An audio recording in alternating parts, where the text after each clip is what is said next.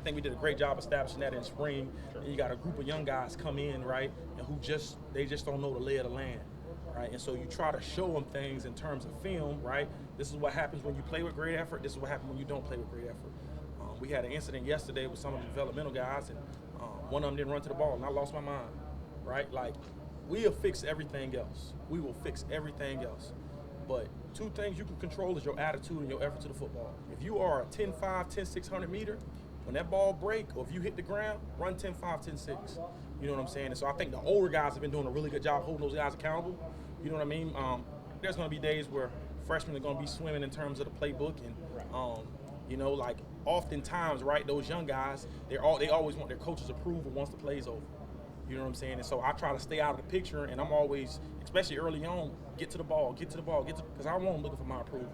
Right? We'll clean all that stuff up on the film. Right? I got individual time where I can slow things down with them. And so it hasn't been a lot of trying to coach effort because the older guys have done that. They've done a tremendous job at that. But these young boys, they want to get to the ball. And so, again, previous staff did a great job recruiting them.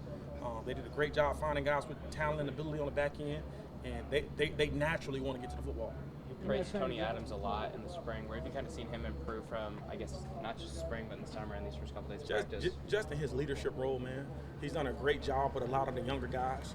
You know, I gave Tony a project this summer, and I simply asked him to give the freshmen 5 tips and pointers, being an older guy, to help them with tough settings and situations, especially on game day, right?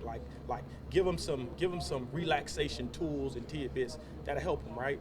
And he met with each one of them one time per week during the summer, and he met with them individually for like 30-40 minutes and just tried to help them out, give them some real pointers, right? This is how game day is going to be, right? If you're in that environment, all right, take a deep breath, right? Read a book, right? Listen to the music that you like, right? Clear your mind. Don't worry about what's going on at home. So Tony's a natural leader, man. You know what I'm saying? And he's been doing a tremendous job even before we got to fall camp, just in the summer, trying to take those guys under his wing. He's a kid who's not overly outspoken, so have you seen him kind of come out of that shell a little bit in these leadership capabilities you've seen? Oh, absolutely. Tony, you know, I oftentimes compare Tony to, like, some guys got that father, you know, like mom probably says a lot and dad doesn't say nothing. But when dad does say something, you know what I'm saying, like, you better listen and you better be locked in. That's how Tony is. Like, Tony's going to talk with his play, you know, but when Tony does speak, like them dudes like perk up and listen, right? Spoon is probably a little bit louder than Tony naturally, you know what I mean? But I can see the freshmen gravitating to Spoon and Tony. You know, they both got different styles and different approaches, all right, and they're both extremely effective. You know what I'm saying? Tony's going to do a great job in conveying his message to guys and being up front with them. But he's one of those guys. He's going to pull some of these freshmen to the side. Hey, listen, we got to work on this, and this, and it makes my job a lot easier.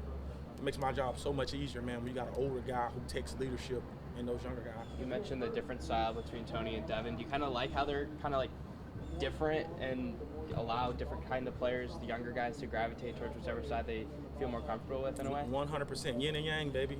Yin and yang, salt and pepper, right? All right? Nobody just like salt, nobody just like pepper. You want to put them both together, you know what I'm saying? I think Tony and TA is a great mix, right? And those young guys, naturally, some of them going to gravitate to Tony a little more because that's their personality. Like Tyler Strain is probably a little more TA personality-wise, right? Keontae Curry, probably a little more TA personality-wise. Daniel Edwards is probably a little more Spoon. You know what I'm saying? Like, it's a great mixture, man, and they've been doing a great job in leading those younger guys. What kind of dynamic does that create on the field and in the meeting room for you guys? It creates a very funny, awesome dynamic, right? We have a good time in the meeting rooms. I always tell these guys I want them to be themselves. I'm not trying to stop them from being who they are, right? I'm not trying to stop them because everybody got different personalities, right? I don't want to kill it, right? I want to let you live it, but then the confines of what we want to get done. And when they understand that, you know, I think the younger guys are starting to understand that.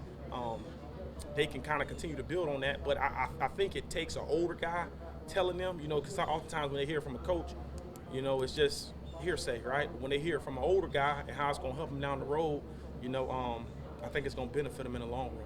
And what kind of traits do you need out of like a number one type of cornerback like a Tony would be? I mean, physically, mentally, what are you looking for now? You want somebody who is very, very resilient. You want somebody who's extremely confident, right? At the end of the day, no matter what kind of personality you have, I want my guys to be like uber confident, right? Because things are going to happen during the course of a game, whether it's a big play happen to them or they screw something up and they got a mental error, right? They got to erase that and have a very, very short memory. So at the end of the day, I want guys to be extremely confident. I want to have short memories, right? And I just want them to play with great effort.